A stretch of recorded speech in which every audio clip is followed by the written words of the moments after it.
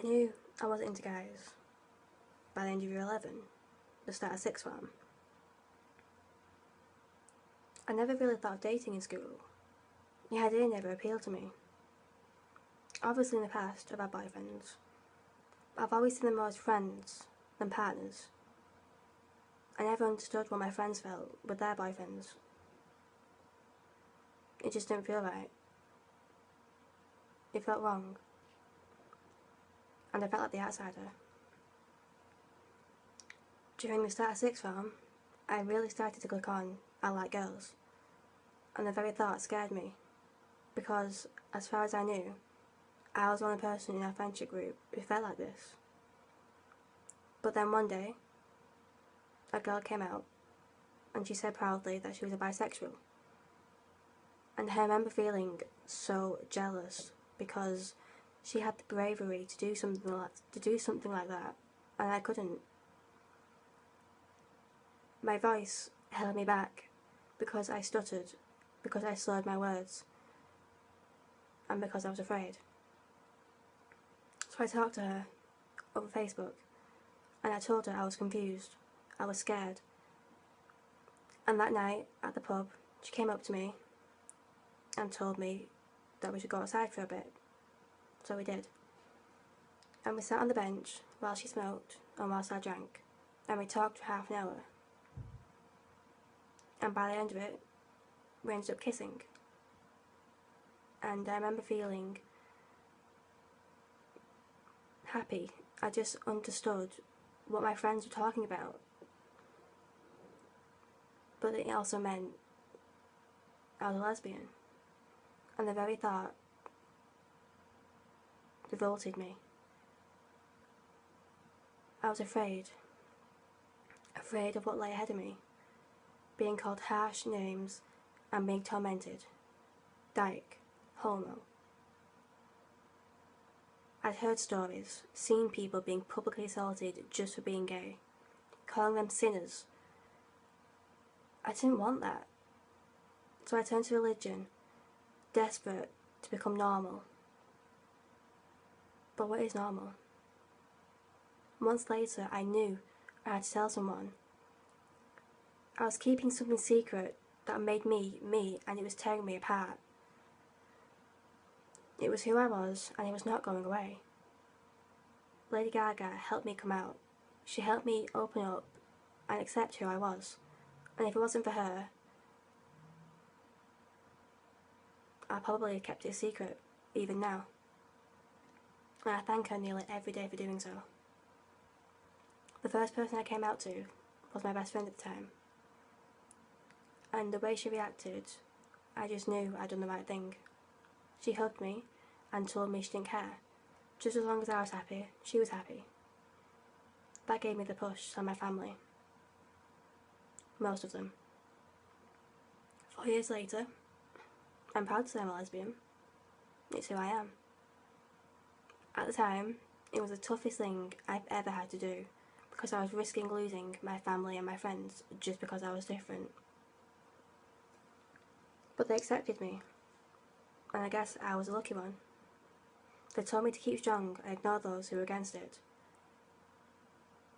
If I had kept quiet all those years ago, I wouldn't be with my girlfriend at the moment, and I wouldn't be happy.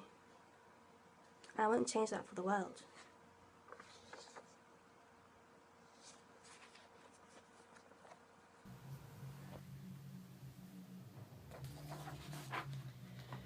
I came out to my mum in 2010 when I was 15. I came out to her after we just had a bit of a discussion about someone else who was gay, and felt that it would be a good time to say it. We had quite a long conversation about it, and she was really supportive of it. Said that she'd love me no matter what. Typical mum. I came out to my brother a few months afterwards, and then publicly a couple of weeks after that.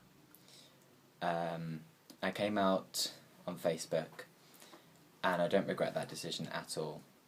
It helped me knowing that it was just out there now. There was no way it could just be word of mouth. There was no way rumours could start, and it was how I wanted to say it, and it was there in black and white. I'm gay. I haven't had any backlash from that at all, and I am so grateful for that, and I feel so lucky that people have just accepted me without any without any problems with it, and without any kind of issues, and no one's felt uncomfortable around me. No one's felt like they can't be my friend anymore because I'm gay. It's just been everything I could have wanted it to be, and nothing at all like I feared that people would reject me and people would bully me and attack me, like this happened to so many other people. And I'm happy that I can just be who I am and live my life as openly as I want to live, because if I didn't come out, then I would have missed out on so many things in my life. I would have missed out on my wonderful boyfriend at the moment, and everything else that's just made my life so brilliant.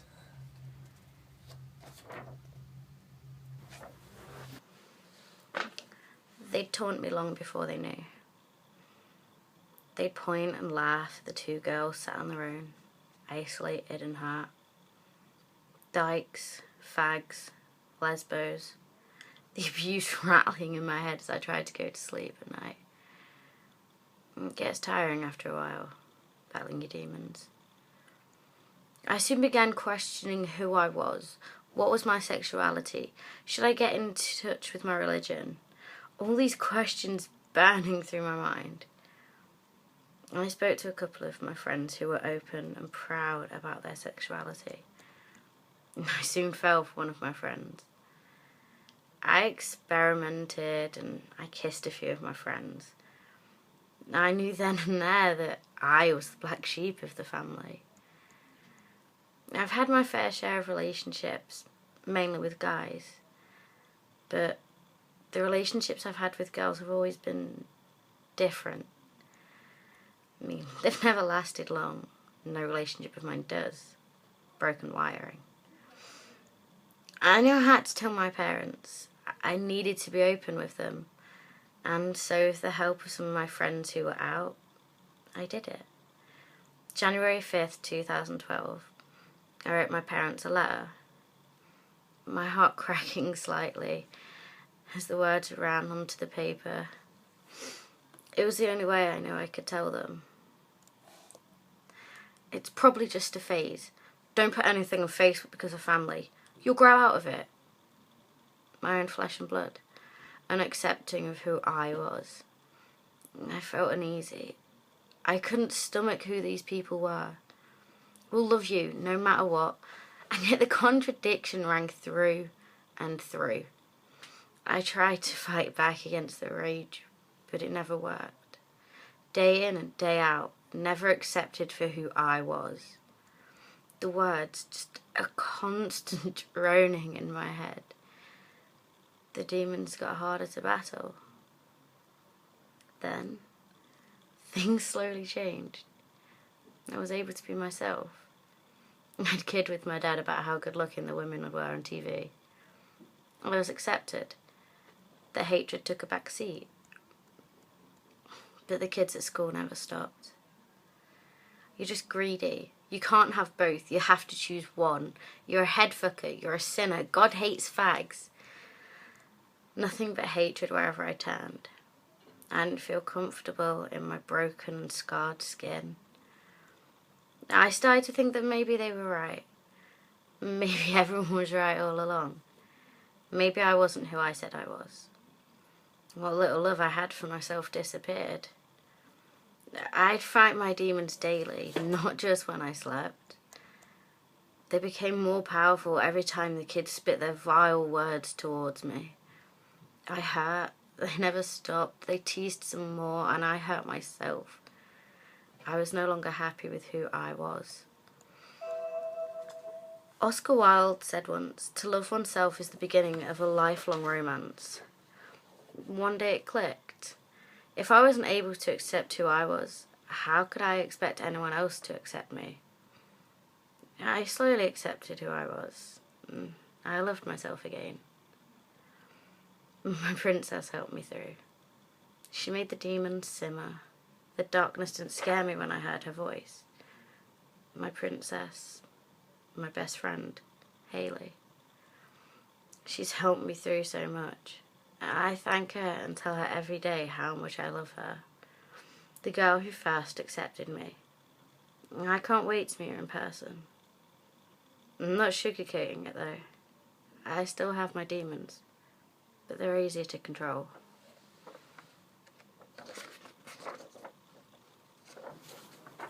It's not the verbal abuse or banter that gets me. It's not the cuts or bruises I have to hide coming home either. It's not the all too friendly strangers. I've had my unfair share. It's not even society's laws that hit me hard and bring bile to my mouth. Marilyn replaces the man in the mirror. I put myself on, and I am a target. I had someone who cared and loved me for who I really was. She sewed the little black dress into the big black jacket and made me feel so like myself. She was able to remove the hatred I'd built up towards myself and whispered our future into my ear. I melted into it, soaked into it like a daydream. Jessie. She'd dress me and tell me I was pretty. She saw me, the real me, the one who didn't have to hide, the one who would happily wear a dress and makeup. And now I look in the mirror and I see a cracked image of myself, tainted. I wish I was back in her bed. It's so hard out here. The darkness swallows you up.